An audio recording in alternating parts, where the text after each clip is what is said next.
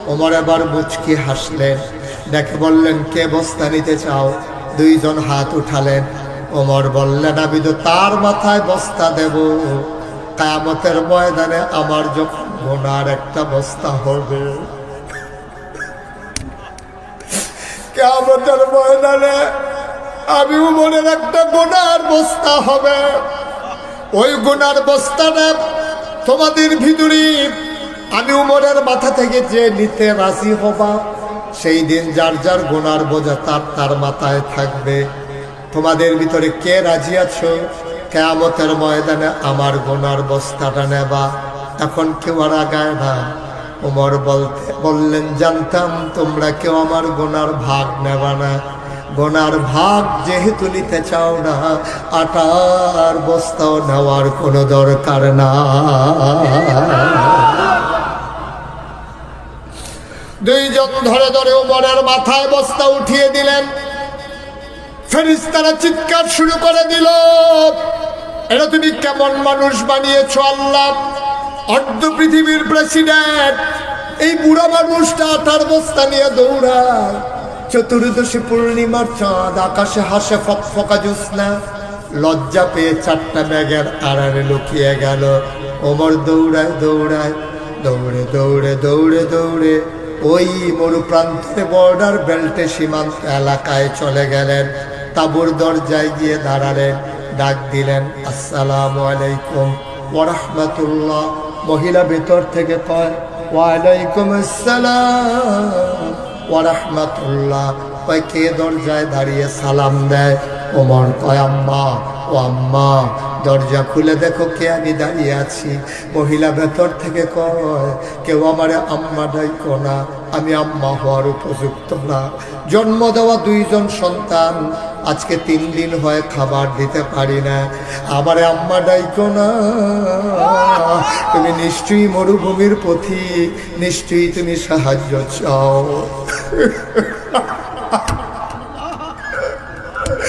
নিশ্চয়ই তুমি সাহায্য চাও। জন্ম দেওয়া 2 বাচ্চারা খাবার দিতে পারি না, 3 দিন হয়। আমি রাস্তার পথিককে কেমন করে খাবার দেব? তুমি এখন অন্য দরজায় যাও, কোনো এক সময় আমার দরজায় আইসো, আমি ফেরত দেব না। ওমর ডাক দেখো, আম্মা আমি সাহায্যের জন্য আসি নাই, দরজা খুলে দাও। তাকায়া দেখো কে দাঁড়িয়ে আছে। মহিলা দরজা খুলে দিলেন। তাকায়া দেখে আধা কাঁচা আধা পাকা দাঁড়িয়ে আর চুল নিয়ে একটা মানুষ মাথায় বস্তা নিয়ে দাঁড়িয়ে আছে। ওমর রাদিয়াল্লাহু তাআলা আনহু কয়, আম্মা, ও আম্মা, আমার পাশেই বাড়ি, আমি শুনলাম তোমার ছেলেরা খায় নাই, ঘরে যা কিছু খাবার ছিল নিয়ে এসেছি, অনুমতি দাও ভেতরে ঢুকে যাই।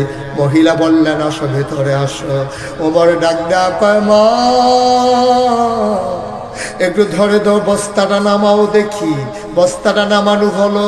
ওমর ডাক দেওয়া কয়, আম্মা তাড়াতাড়ি একটু আটা গুলে নাও, তাড়াতাড়ি 2টা রুটি বানাও। ওমা চুলার আগুনটা দেখি নিভে গেছে, তুমি তাড়াতাড়ি রুটি বানাও, এই ফাঁকে আমি ফু দিয়া আগুনটা ধরাই দে। ইসলাম, ইসলাম। তুমি রুটি বানাও, আমি আগুন ধরাই। অর্ধ পৃথিবীর প্রেসিডেন্ট ওমর ফু দিয়ে আগুন ধরায় দুঃখিনী মায়ের ঘরে। মহিলা রুটি বানাইয়া ওমরের হাতে দেয়। ওমর রুটিগুলো সেঁকতেছে। 2টা রুটি বানানো হয়ে গেল।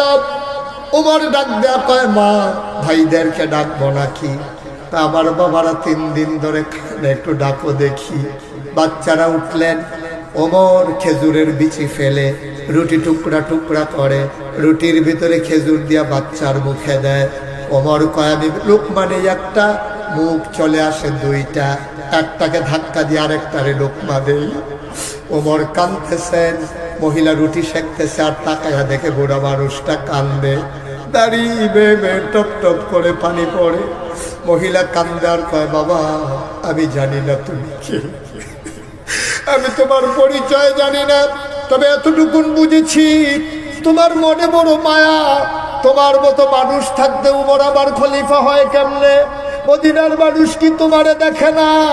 তোমারে বাদ দিয়ে উমরকে কেন খলিফা বানাইছে? ওরা কেন উমরকে খলিফা বানায়, তোমারে বানায় না? আমি আগামীকাল সকালবেলা সবাইকে বুঝাইয়া বলবো, সবাই উমরকে বাদ দিয়া তোমারে যেন খলিফা বানাই দেয়। ওমর কয়, মা সেই কথা থাক, তুমি এখন একটা রুটি খাও। মহিলা কান্দার কয়, না বাবা আমি রুটি খাবো না। সকালবেলা বাচ্চারা আমার কাঁদবে, সেই সময় আমি কোত্থেকে রুটি দেব? আমি তো বয়স্কা মহিলা, মরে যাব না, আমি রুটি খাবো না, বাচ্চাদের জন্য রেখে দাও। ওমর ডাক দেয়া কয়, মা আমি যখন চলে এসেছি তোমার আর চিন্তা নাই গো মা, ওমরের সাথে আমার বড় খাতির গো আম্মা। কোন পথে মন্দ, কোন পথে কল্যাণ, কোন পথে অকল্যাণ, কোন পথে শিরক বিদআত, কোন পথে তাওহীদ রিসালাত, কোন পথে কুফর আর কোন পথে ইসলাম জানানোর জন্য আমার আল্লাহ যুগে যুগে আমাদের জন্য নবী এবং রাসূল পাঠিয়েছেন। এরই ক্রমধারায় আদম আলাইহিস সালাম থেকে শুরু করে শেষ নবী পর্যন্ত এই নবীদের সংখ্যা 1,24,000 বলে আর 2,24,000 বলে। মূল কথা হচ্ছে অসংখ্য নবী এবং রাসূল আল্লাহ পাঠিয়েছেন। সুবহানাল্লাহ বলবেন না? এই নবীদের মাঝে যিনি সবার সেরা, যিনি সবার শেষ, যিনি ইমামুল মুরসালিন খাতামুন নবিয়্যিন রাহমাতুল লিল আলামিন, তিনি নবী মুহাম্মদুর রাসূলুল্লাহ সাল্লাল্লাহু আলাইহি ওয়াসাল্লাম। ১,৫০০ বছর আগে আমার নবী তাশরীফ এনেছেন। ৪০ বছর বয়সে আমার নবীর নবুয়ত প্রকাশ পেয়েছে। ৬৩ বছর বয়সে আমার নবী ইন্তেকাল করেছেন। হায়াতে জিন্দেগি পেয়েছেন মাত্র, নবুয়তের হায়াতে জিন্দেগি মাত্র 23 বছর। মক্কায় 13 বছর, মদিনায় 10 বছর, মিলিয়ে 23 বছর। এই 23 বছরে নবী এক বৈপ্লবিক পরিবর্তন সাধন করলেন। যেই মানুষগুলো, খুব খেয়াল করে শুনেন, সময় কম তো আমি একেবারে সরাসরি আলোচনায় চলে এসেছি, খুব মনোযোগের সাথে শুনেন। যারা মোবাইলগুলো ধরে রেখেছেন মোবাইলগুলো নামান। আপনি না ওয়াজ শুনতেছেন না রেকর্ড হচ্ছে, দুইটার একটাও হচ্ছে না। পকেটে ঢুকান মোবাইল। সবসময় তো আপনারা ইউটিউবে আমার ওয়াজ শুনেছেন, আমার ইউটিউবে ওয়াজ শুনেছেন কে কে দেখি একটু হাত উঠাতো। মাশাআল্লাহ, আমি সারা সবাই দেখি শুনছেন। সবাই হাত নামান, এটা ইয়া নামান, মোবাইল বন্ধ করেন। তো ইউটিউব মানে কি? মোবাইলের ভিতরে দেখছেন। তো এখনো যদি আমার ভিতরেই তাকাই থাকে তো আমি আর বাইরে শিখি করার লেগে? হ্যাঁ, এখন তো বাইরে হইলে আমি দেখার জন্য। তো এখন ইউটিউবে তাকাই থাকার দরকার কি? এখন শুধু আমার দিকে তাকাই থাকেন, গভীর মনোযোগ। খরগোশের মতো কান খাড়া করে মাইকটা একটু কমাই দাও। তুমি বারবার এভাবে উঠানামা করলে তো আমি ওয়াজ করতে পারবো না। তুমি একবারে ফিক্সড করে দাও, আর ধরবা না তুমি। সবাই করে না আমিন? ওকে ফাইন, আর ধরবা না, সরো, নিরাপদ দূরত্বে যাও। সবাই করে আমিন? তো যেই কথাটা বলতেছিলাম, নবীজি নবুয়তের জিন্দেগি পেয়েছেন কয় বছর? মক্কায়, মদিনায়। সুবহানাল্লাহ বলবেন না? এই 23 বছরে তিনি এক বৈপ্লবিক পরিবর্তন সাধন করলেন। মাত্র 23 বছর, মাত্র 23টা বছর। মানুষগুলো ছিল বর্বর, বেদইন, যাযাবর, মূর্খ, অসভ্য, জাহেল। 23 বছরের ব্যবধানে মানুষগুলো হয়ে গেল সুশিক্ষিত, সুশিক্ষিত, তারপরে আপনার আধুনিক, ভদ্র, আল্লাহওয়ালা, পরে হেজগার। এই 23 বছরে নবী এমন মানুষ তৈরি করে দিলেন যারা আগে রাস্তার মোড়ে দাঁড়িয়ে থাকতো ডাকাতি করার জন্য, এখন ওরা দাঁড়িয়ে থাকে 23 বছর পরে কেউ ডাকাতি করে কিনা পাহারা দেওয়ার জন্য। সুবহানাল্লাহ বলবেন? এই পাহারা শুরু হয়েছে আগেই, শুধুই যে 13ই নভেম্বর পাহারা চলতেছে তা না, পাহারা কিন্তু আগেই শুরু হয়েছে। এই পাহারা শুরু হয়ে গেছে তখন 23 বছর আগে। এই মানুষগুলো মুড়ে মুড়ে দাঁড়িয়ে পাহারা দিত, কেউ ডাকাতি করে কিনা, চুরি করে কিনা।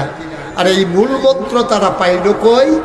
সেই উপলক্ষে আমি কোরআনুল কারীমের থেকে আমরা সরাসরি আলোচনায় যেতে চাই। কোরআনে আলোচনায় ঢোকার আগে মারদুদ শয়তান থেকে ফেরা চাই। যিনি রহমান, যিনি রহিম, তার নামে চলেন শুরু করি। আমরা সবাই একেবারে মনোযোগের সাথে আমরা সবাই মিলে পড়ি ইনশাআল্লাহ। আল্লাহ যেন কবুল করে, সবাই পড়েন আমিন। সবাই কোরআনের ভিতরে আমরা ঢুকে যাই, সবাই পড়ুন। আউযু বিল্লাহি মিনাশ শাইতানির রাজীম। বিসমিল্লাহির রাহমানির রাহিম। ইয়া আইয়ুহান নাবিয়্যু তাকিল্লাহ ولا تطع الكافرين والمنافقين إن الله كان عليما حكيما واتبع ما يوحى إليك من ربك إن الله كان بما تعملون خبيرا وتوكل على الله وكفى بالله وكيلا। আল্লাহ রাব্বুল আলামিন কোরআনুল কারীমে 21 পারায় সর্বশেষ সূরা, যারা 22 পারা পর্যন্ত প্রলম্বিত সূরার নাম সূরা আহজাব। 9টা রুকু, 73টা আয়াত সূরার মাঝে আল্লাহ বলছেন, ইয়া আইয়ুহান নবী, হে নবী, আত্তাকিল্লাহ, আপনি ভয় পাবেন শুধুমাত্র, কেবলমাত্র, একমাত্র আমার আল্লাহকে বলেন সুবহানাল্লাহ। এই কথা কার? জোরে বলেন কার? তাহলে আল্লাহ যদিও নবীকে বলেছেন, এই নবীর উদ্দেশ্য হচ্ছে ইনক্লুড করে নিয়েছেন কিয়ামত পর্যন্ত যত মানুষ আসবে সবাই এই আয়াতের মুআফিক হয়ে গেছে, সবাই আয়াতের ভিতরে ইনক্লুড হয়ে গেছে, সবাই এই আয়াতের ভিতরে ঢুকে গেছে। আল্লাহ বলছেন, ইয়া আইয়ুহান নবী, হে নবী, অর্থাৎ হে নবী, হে নবীর উম্মতেরা, কিয়ামত পর্যন্ত মানুষ যারা আসবে সবাই শুনো, ইত্তাকিল্লাহ, তোমরা ভয় পাবা শুধুমাত্র, কেবলমাত্র, একমাত্র আমার আল্লাহ। ভয় পাবেন কাকে? পুলিশ, র্যাব, গোয়েন্দা, দলীয় ক্যাডার। আমরা ভয় পাবো কারে?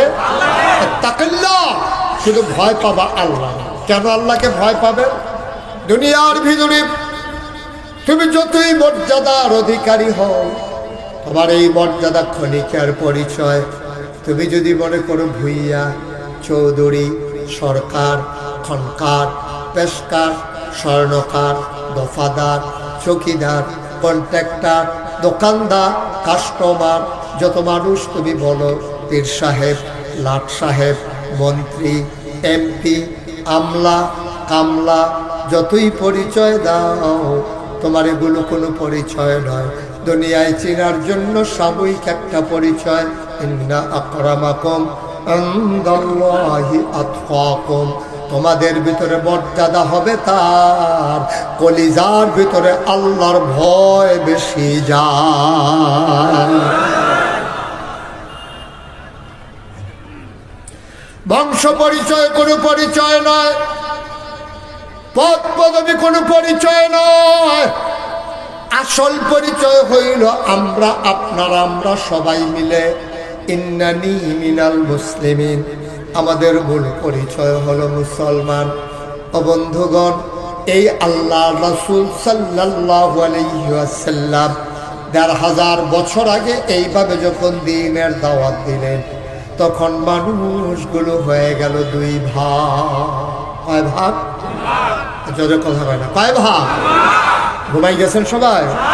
আওয়াজ করে বলতে হবে না। এখনই যদি এই আওয়াজ, তাহলে ফেব্রুয়ারির 12 তারিখে কি আওয়াজ? আওয়াজ করে বলতে হবে তো। মানুষ কয় ভাগ হয়ে গেছে? একদল আল্লাহওয়ালা, আরেক দল হয়ে গেছে শয়তানওয়ালা। একদল জান্নাতি, আরেক দল জাহান্নামী, একদল ফেরেশতার চাইতে উত্তম, আরেক দল জানোয়ারের চাইতে খারাপ। একদল জানে আরেক দল জানে না, একদল মানে আরেক দল মানে না। দুই দলের দাম কি সমান? আল্লাহ কয় হাল ইয়াস্তাবিল্লাযীনা ইয়ালামুনা ওয়াল্লাযীনা লা ইয়ালামুন। যারা জানে যারা জানে না, দুই দল কখনোই সমান হতে পারে না, ঠিক কিনা? আল্লাহ কয় মানুষ হয়ে গেল দুই ভাগ, একদল আল্লাহওয়ালা আর একদল শয়তানওয়ালা। দুই দলের পরিচয় আল্লাহ কোরআনুল কারীমে কত সুন্দর করে তুলে ধরলেন। আল্লাহ বলেন একদল যারা জান্নাতি, ওদের পরিচয় রাদিয়াল্লাহু আনহুম ওয়া রাদু আনহু। তাদের ব্যাপারে আল্লাহ খুশি, আল্লাহর ব্যাপারে তারা খুশি। ওরা কারা? ওরা হলো আবু বকর, ওমর, উসমান, আলী, তালহা, জুবায়ের, আব্দুর রহমান ইবনে আউফ, সাদ ইবনে রবিয়া, অর্থাৎ নবীর আদরের সাহাবারা। ওদের ব্যাপারে আল্লাহ খুশি, আল্লাহর ব্যাপারে তারা খুশি, ঠিক কিনা? আরেক দল জানোয়ারের চাইতে খারাপ। ওরা কারা? ওয়ালাহুম কুলুবুল লা ইয়াফকাহুনা বিহা ওয়ালাহুম আয়ুনুল লা ইউবসিরুনা বিহা ওয়ালাহুম আযানুল লা ইয়াসমাউনা বিহা উলাইকা কাল আনআম বাল হুম আদাল। আল্লাহ কয় শোনো শোনো শোনো, ভুইয়াপুরের মানুষ, টাঙ্গাইলের মানুষ মাগরিবের পরে মুবারক সময়ে খরগোশের মতো কান খাড়া করে, মাছের মতো নিষ্পলক নয়নে গভীর মনোযোগ খেয়াল করে শোনো। মানুষ হয়ে গেল এই রকম। লাহুম কুলুবুল লা ইয়াফকাহুনা বিহা, তাদের মন আছে কিন্তু তারা বুঝে না। ওয়ালাহুম আয়ুনুল লা ইউবসিরুনা বিহা, তাদের চোখ আছে তারা দেখে না। ওয়ালাহুম আযানুল লা ইয়াসমাউনা বিহা, ওদের কান আছে ওরা শুনে না। আমরা বলি এটা আবার কেমন মানুষ? আল্লাহ কয় আমি কি বলছি নাকি মানুষ? উলাইকা কাল আনআম, ওরা চতুষ্পদ জানোয়ারের মতো। আল্লাহ কয় না রে না, জানোয়ারেরও কিছু বোঝ আছে। বালহুম আদাল, এগুলা জানোয়ারের চাইতে আরো নিকৃষ্ট, ঠিক কিনা? নবী আসছিলেন কত বছর আগে? ঘুমাই গেছেন কয় হাজার বছর আগে? ১,৫০০ বছর আগে। তো সেই মানুষগুলোকে বানাই দিলেন একদল এইরকম, যাদের ব্যাপারে আল্লাহ খুশি, আল্লাহর ব্যাপারে তারা খুশি। তার একদল হয়ে গেল এমন জানোয়ারের চাইতে খারাপ। তখন তো নবীজাকে ইউনিভার্সিটি ছিল না। খুব খেয়াল করে শুনেন, নবী যেই সোনার মানুষ বানাইলেন তখন কি ছিল? বাংলাদেশ জামাত ইসলামের মতো তখন একটা সুসংগঠিত সংগঠন ছিল না। তখন সেই জায়গাটা ইউনিভার্সিটি ছিল না, একটা কামিল মাদ্রাসা ছিল না, একটা দাওরা হাদিস মাদ্রাসা ছিল না, একটা ফাজিল ডিগ্রি মাদ্রাসা ছিল না।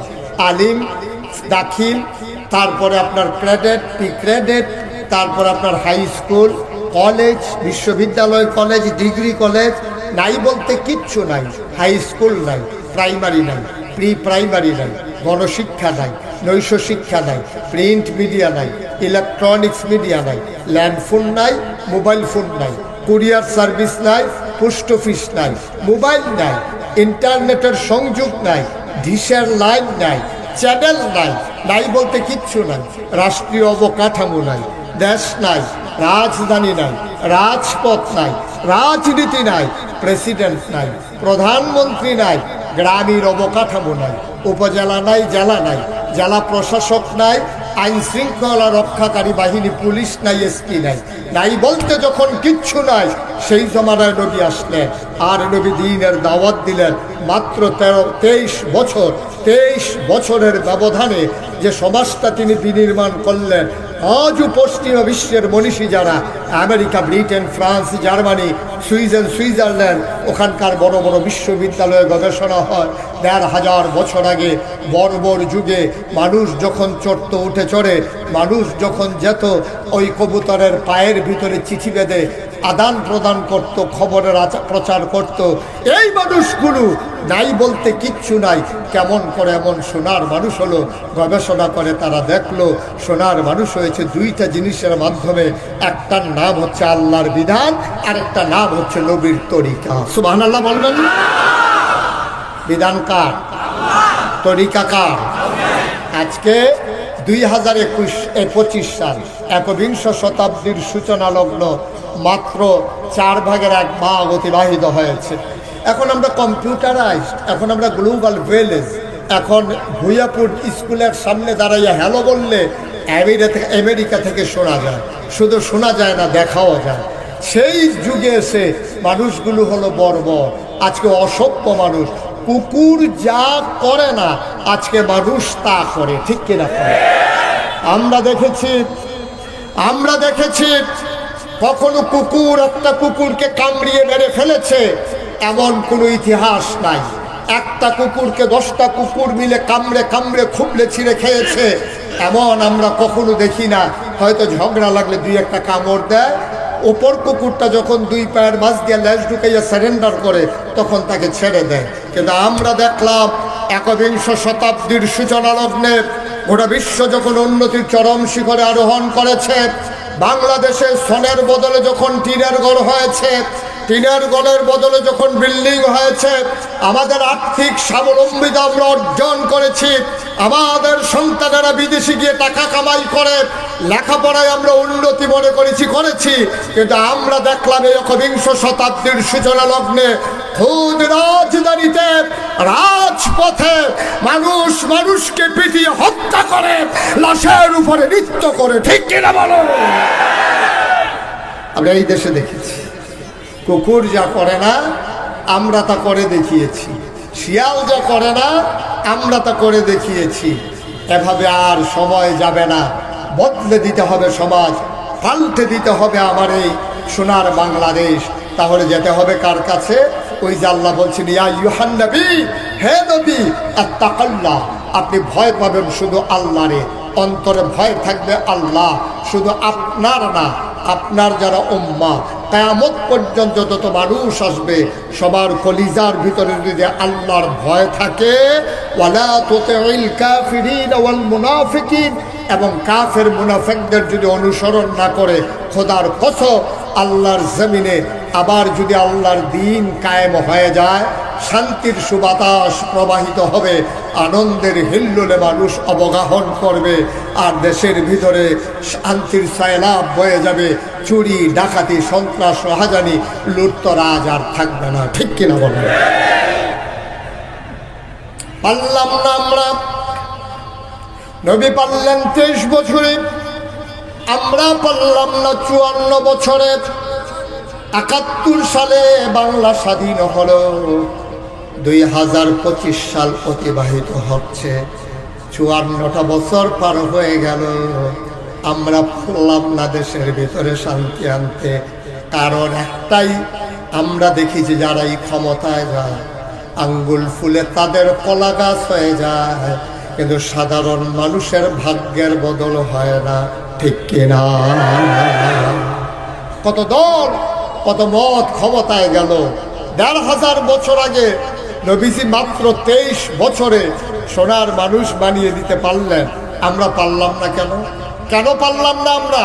কারণ হলো একটাই, আমাদের কলিজার ভিতরে যেই জিনিসটা খুব বেশি থাকা দরকার ছিল, এই জিনিসটা আজকে আমাদের কলিজায় মুঠেও নাই।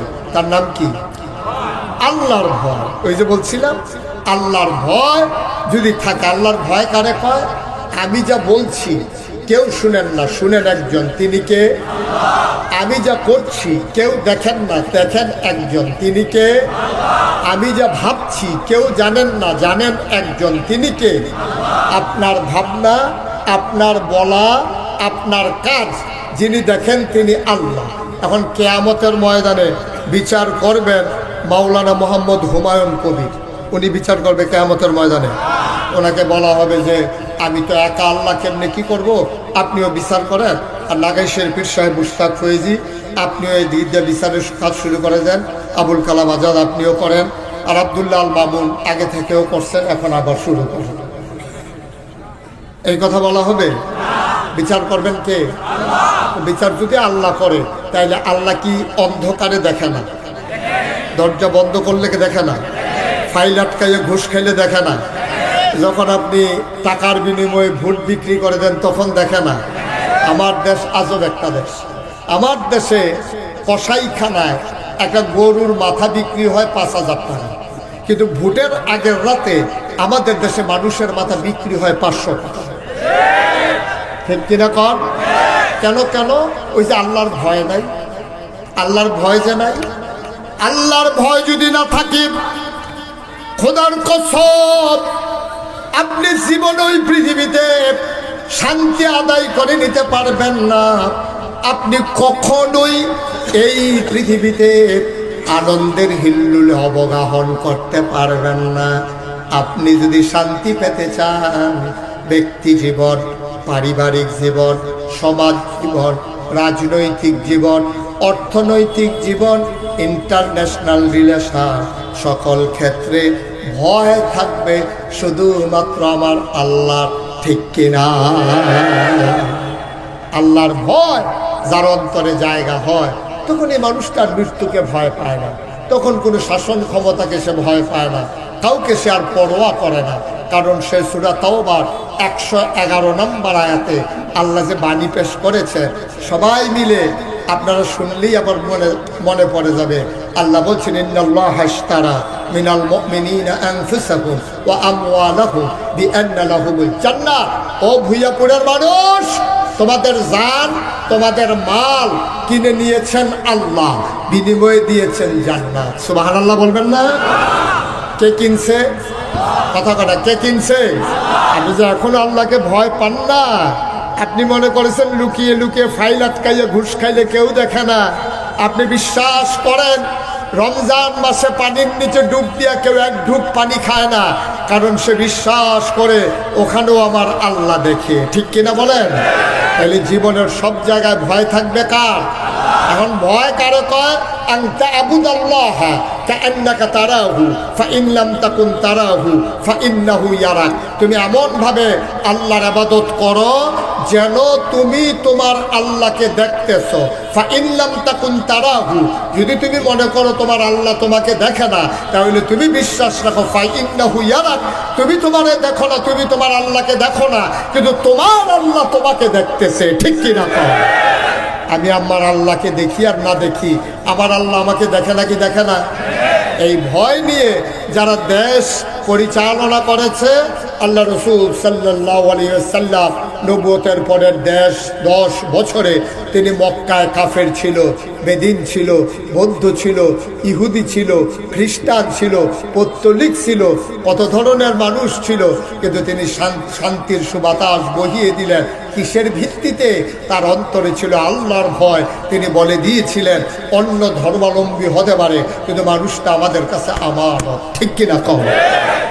ভয় দেখানো হচ্ছে। আজকে ১,৫০০ বছর আগে আল্লাহর নবী দিন কায়েম যখন করে দিলেন, কেউ ভীত সন্ত্রস্ত হলেন না, ভয় কম্পমান হলেন না, যার যার ধর্ম শেষে পালন করলো।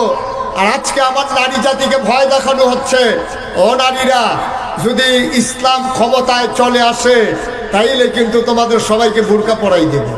ইসলাম যদি ক্ষমতায় আসে তাইলে কিন্তু তোমাদের সবার হাত কেটে দেবে। তাইলে ইসলামের আর কাজ নাই, খাইয়া দেয়া না।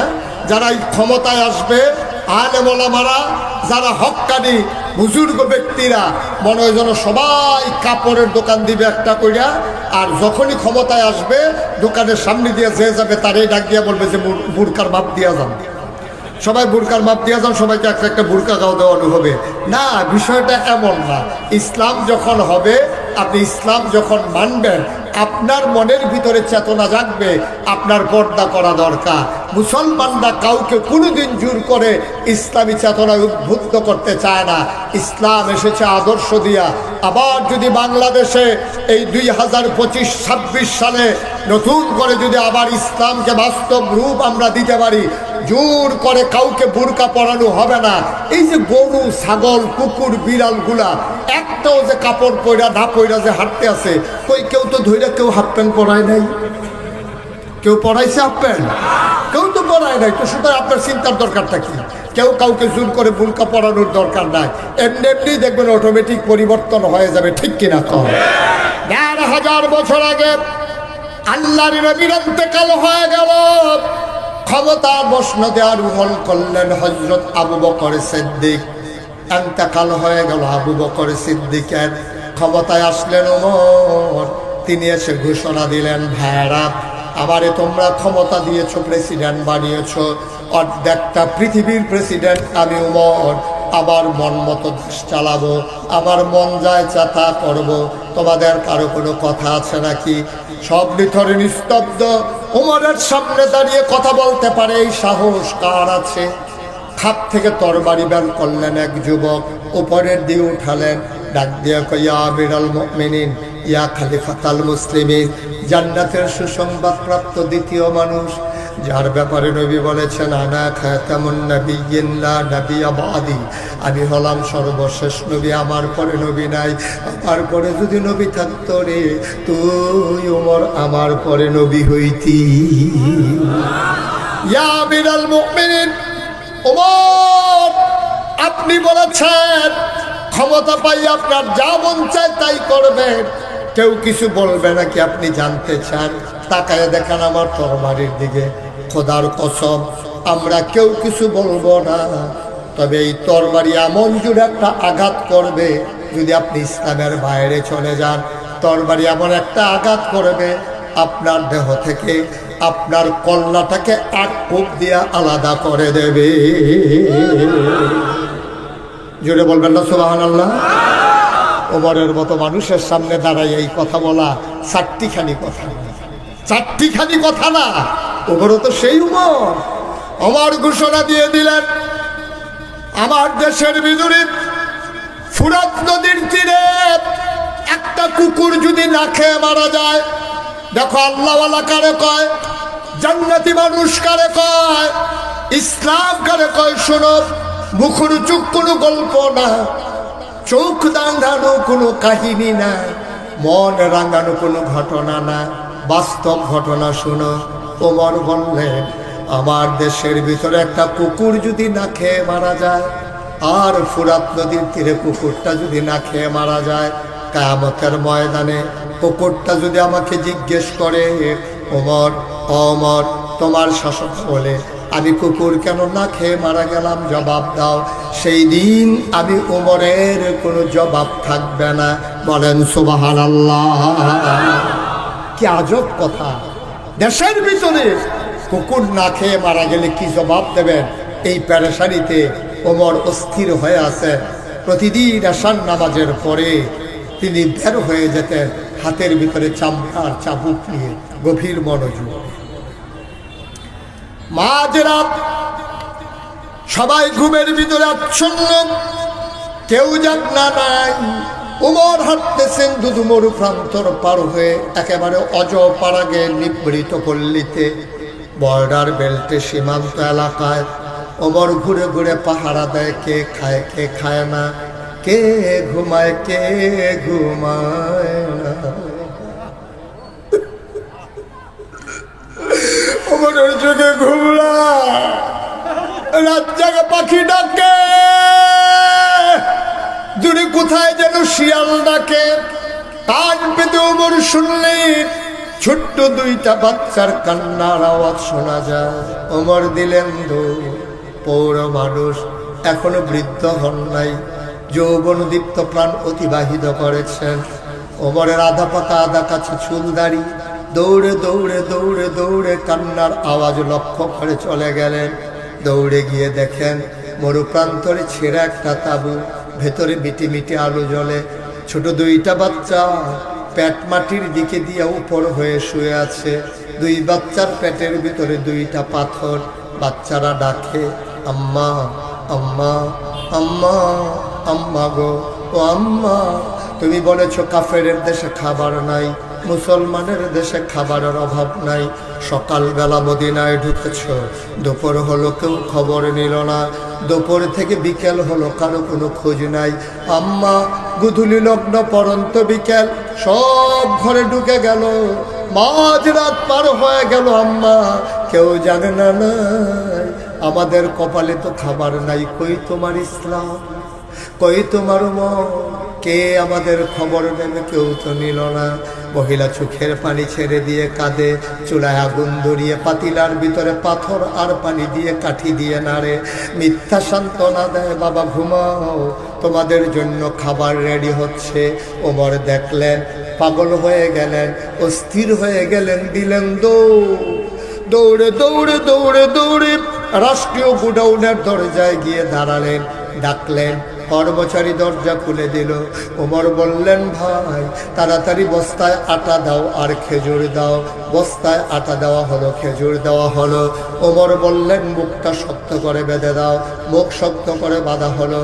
এবার ওমর তাকাইয়া দেখে পেছনে দুইজন লোক দাঁড়িয়ে আছেন। ওমর বললেন, তোমরা কারা? তাই আমরা রাষ্ট্রের কর্মচারী, আপনি সামনে সামনে যান, আমরা আটার বস্তা নিয়ে আসতেছি। ওমর কয়, না, তোমাদের মাথায় তো আটার বস্তা দেওয়া হবে না, দায়িত্ব আমার, আটার বস্তাও থাকবে আমার মাথায়। ৩১ লক্ষ বর্গ মাইলের প্রেসিডেন্ট ওমর, অর্ধেকটা পৃথিবীর প্রেসিডেন্ট ওমর। আমার ডাক দেয়া, আটার বস্তা আমার মাথায় দাও। কর্মচারীরা কয়, আমরা রিজাইন দেব, আমরা চাকরি করব না। আপনি যদি সব পারেন তাইলে আমাদের কি দরকার? একটু আমরা আজানের জবাব দিয়ে নেই, জামাত পর্যন্ত আমরা আরো 10 মিনিট কথা বলতে পারবো ইনশাআল্লাহ। কেউ নড়বেন না যে ভাই, বসেন। কে আজান?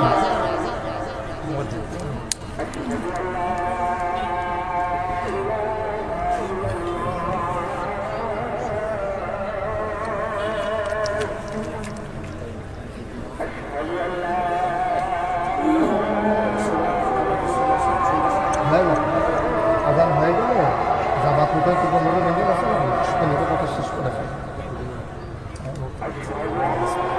লাভ হবে না। আজান তো দিয়ে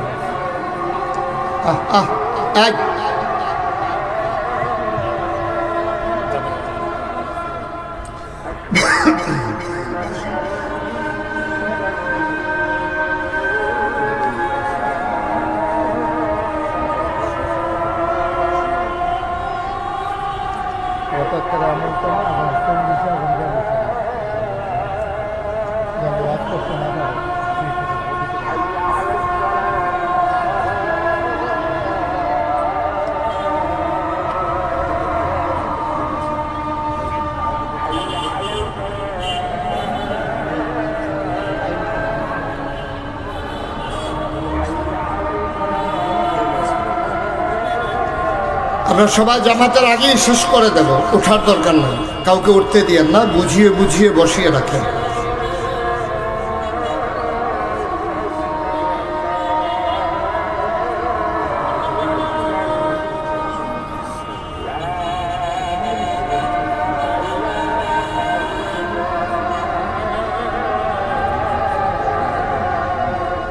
আল্লাহুম্মা সাল্লি আলা সাইয়্যিদিনা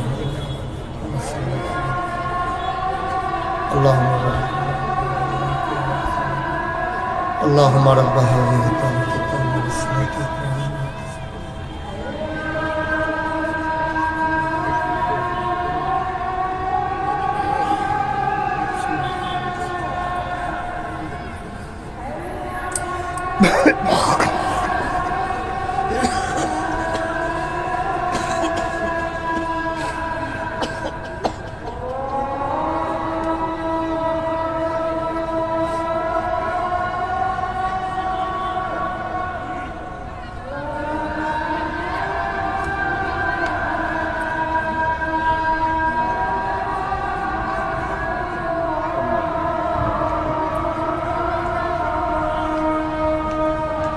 সবাই পড়েন আলহামদুলিল্লাহ। সবাই পড়ছেন? আওয়াজ কি এমন হয়? সবাই পড়েন আলহামদুলিল্লাহ জোরে। আর জোর নাই? জোরে পড়েন আলহামদুলিল্লাহ। বলেন আল্লাহু আকবার। যেই কথাটা বলছিলাম, কথা মনে আছে না? হযরত ওমর তিনি বললেন, দায়িত্ব আমার, বস্তা উঠিয়ে দাও আমার মাথায়। সুবহানাল্লাহ।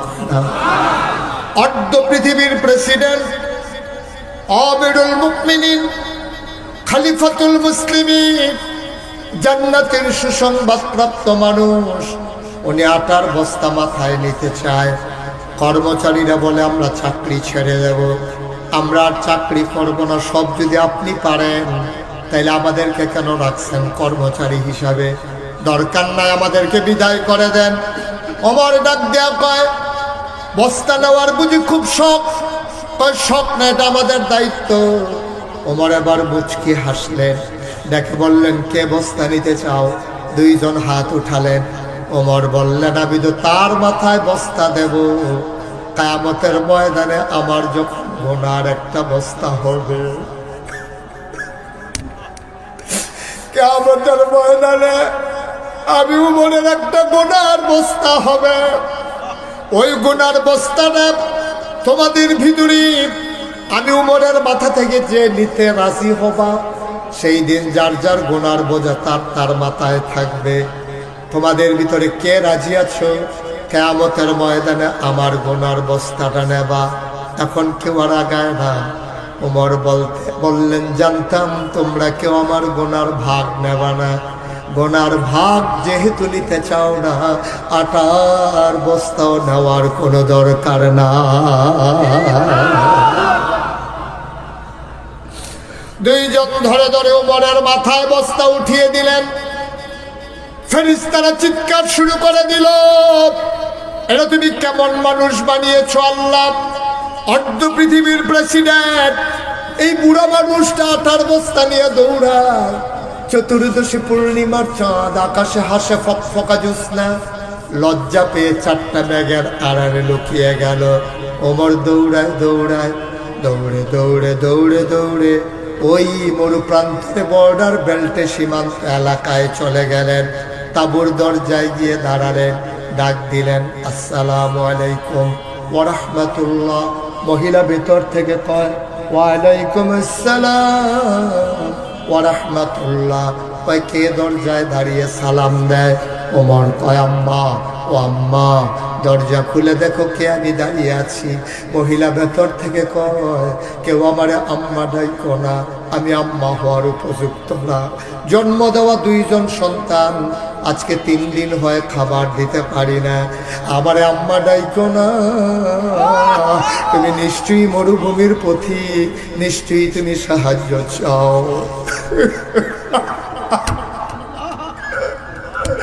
নিশ্চয়ই তুমি সাহায্য চাও। জন্ম দেওয়া 2 বাচ্চারা খাবার দিতে পারি না, 3 দিন হয়। আমি রাস্তার পথিককে কেমন করে খাবার দেব? তুমি এখন অন্য দরজায় যাও, কোনো এক সময় আমার দরজায় আইসো, আমি ফেরত দেব না। ওমর ডাক দেখো, আম্মা আমি সাহায্যের জন্য আসি নাই, দরজা খুলে দাও। তাকায়া দেখো কে দাঁড়িয়ে আছে। মহিলা দরজা খুলে দিলেন। তাকায়া দেখে আদা কাঁচা আদা পাকা দাঁড়িয়ে আর চুল নিয়ে একটা মানুষ মাথায় বস্তা নিয়ে দাঁড়িয়ে আছে। ওমর রাদিয়াল্লাহু তাআলা আনহু কয়, আম্মা, ও আম্মা, আমার পাশেই বাড়ি, আমি শুনলাম তোমার ছেলেরা খায় নাই, ঘরে যা কিছু খাবার ছিল নিয়ে এসেছি, অনুমতি দাও ভেতরে ঢুকে যাই। মহিলা বললেন, আসো ভেতরে আসো।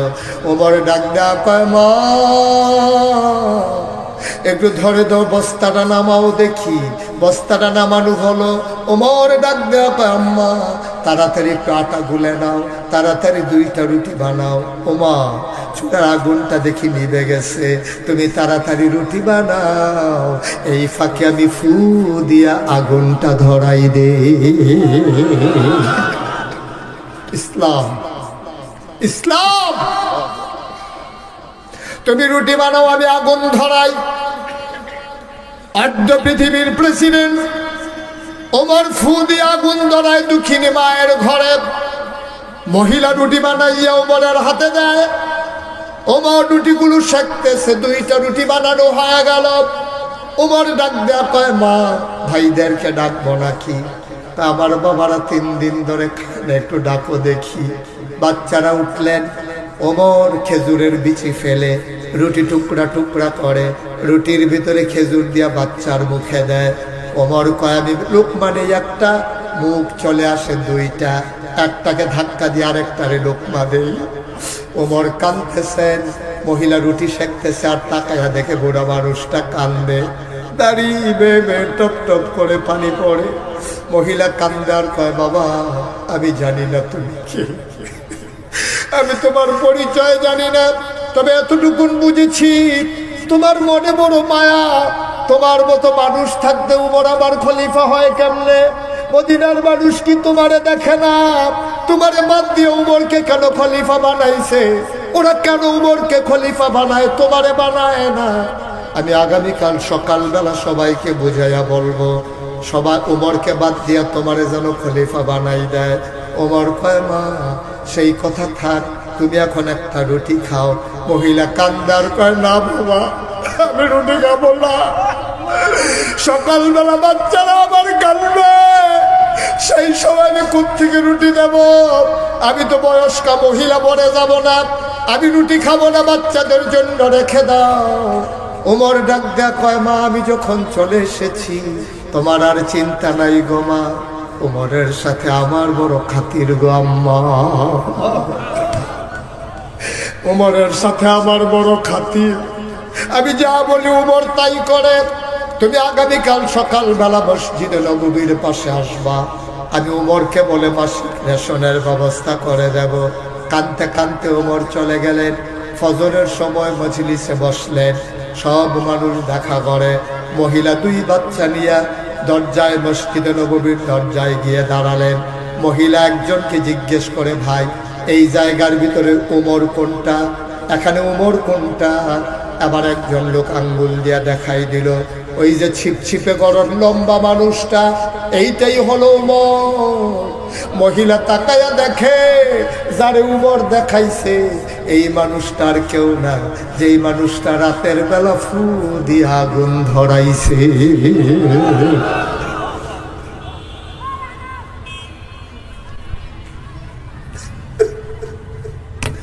মহিলা ভয় পেয়ে গেলেন, মহিলা দিলেন উমর দৌড়ে গিয়ে মহিলার সামনে দাঁড়ালেন। ডাক দেয়া কয়, মা ও মা কেন দৌড়াও?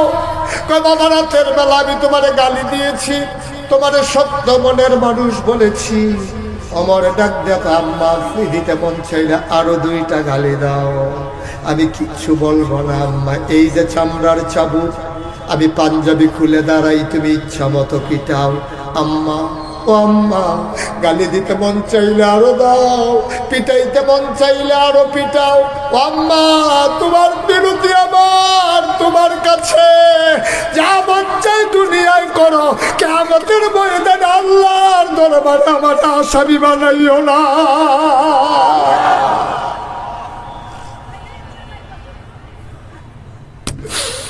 সেই সৎলোকের মানুষের শাসন আজকে বাংলা চায়। ইয়া আইয়ুহান নবী ইত্তাকিল্লাহ, ভয় থাকবে অন্তরে আল্লাহর। ওই ভয়ওয়ালা মানুষের শাসন আজকে বাংলাদেশে বড় প্রয়োজন, ঠিক কিনা? আবার যদি সেই ভয়ওয়ালা মানুষ আমরা দাঁড় করিয়ে দিতে পারি, কোরআনের বিধান যদি সমাজে কায়েম করে দিতে পারি, ওয়ালা তুতিল কাফিরিন ওয়াল মুনাফিকিন, কাফের মুনাফিকদের যদি অনুকরণ আর বন্ধু বানাই নিতে না পারি, আমরা যদি নিজের পায়ে দাঁড়াইতে পারি, আল্লাহর ভয় অন্তরে নিয়ে আমার পরিবার, আমার সমাজ, আমার রাষ্ট্র, আমার দেশ, সব জায়গায় যদি আল্লাহর বিধান কায়েম করতে পারি, তাইলে আমাদের দেশ কাগজে পত্রে নয়, প্রকৃত হতে হবে সোনার বাংলা, ঠিক কিনা? আফসোস জাতির জন্য, জাতির সূর্য সন্তান যারা সমাজ থেকে অনাচার দূর করতে চেয়েছিল, কোরআনের আলোকে সমাজ গঠনের লক্ষ্যে কোরআনের ফাঁকে আল্লামা সাঈদী সারাটা জীবনভর যখন দ্বীনের কথাগুলো ছড়িয়ে দিল, জুডিশিয়াল কিলিং এর মাধ্যমে আজকে আমার সাঈদীকে জেল প্রকোষ্ঠে পরিকল্পিতভাবে হত্যা করা হয়েছে। আমরা বলে দিয়েছি এই পথে আমরা যখন নেমেছি, আমরা নামার আগেই সিদ্ধান্ত নিয়েছি, আমরা যারা আল্লাহর জমিনে আল্লাহর দ্বীন কায়েম করতে চাই, আমরা বিশ্বাস করি দ্বীনের পথে চলতে গেলে মামলা হবে, হামলা হবে, জেল জুলুম নির্যাতন হবে, প্রয়োজনে জীবন দেওয়া যাবে, ঈমান দেওয়া যাবে না। রাজি আছো কিনা? হাত তুলে দেখা।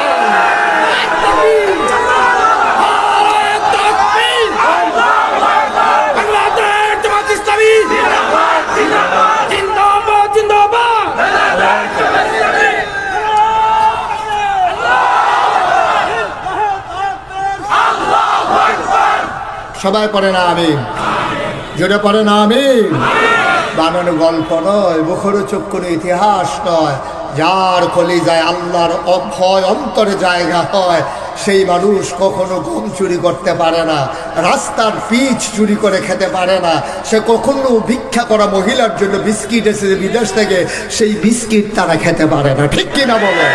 দুম্বার গুস্ত আসে এতিমের জন্য, সেই দুম্বার গুস্তগুলো ভাগ হয়ে যায় না তার বাসায় বাসায়। ঠিক কিনা বলো?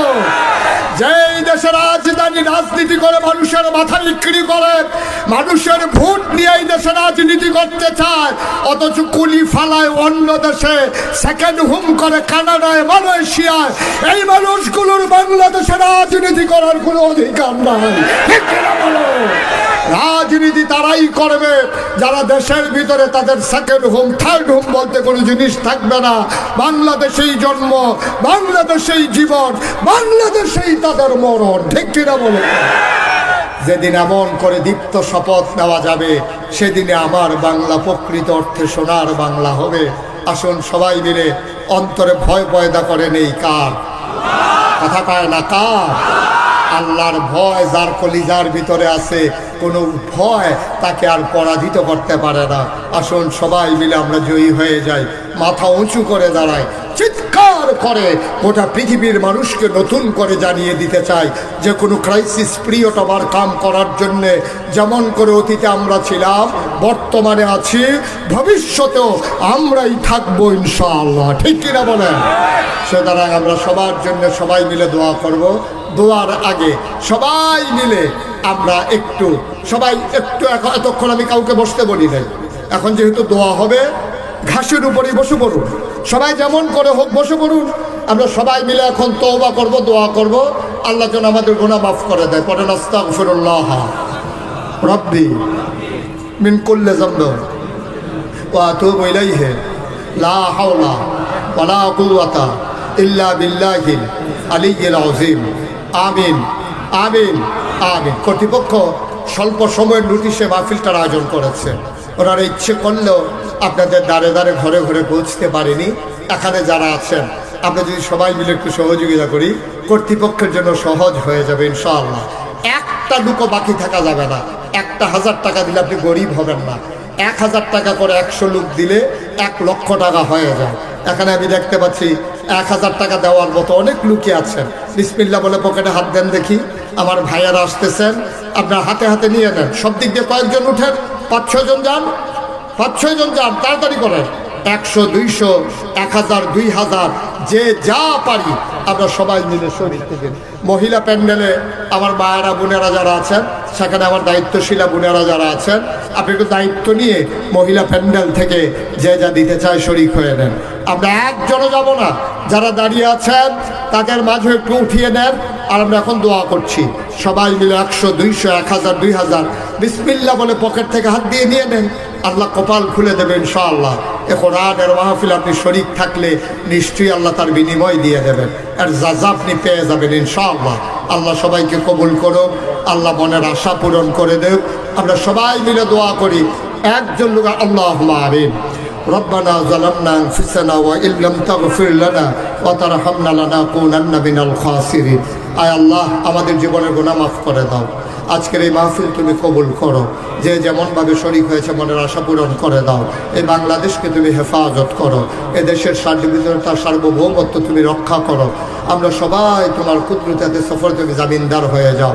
রব্বানা ফাগফির লানা যুনুবানা ওয়া কাফফির আন্না সাইয়্যাতিনা ওয়া তাওফানা মা'আল আবরার। আমিন আমিন আমিন ইয়া রব্বাল আলামিন। বিহাক্কি কালিমাতি তাইয়্যিবা লা ইলাহা ইল্লাল্লাহু মুহাম্মাদুর রাসূলুল্লাহ সাল্লাল্লাহু আলাইহি ওয়াসাল্লাম। আসসালামু আলাইকুম ওয়া রাহমাতুল্লাহ।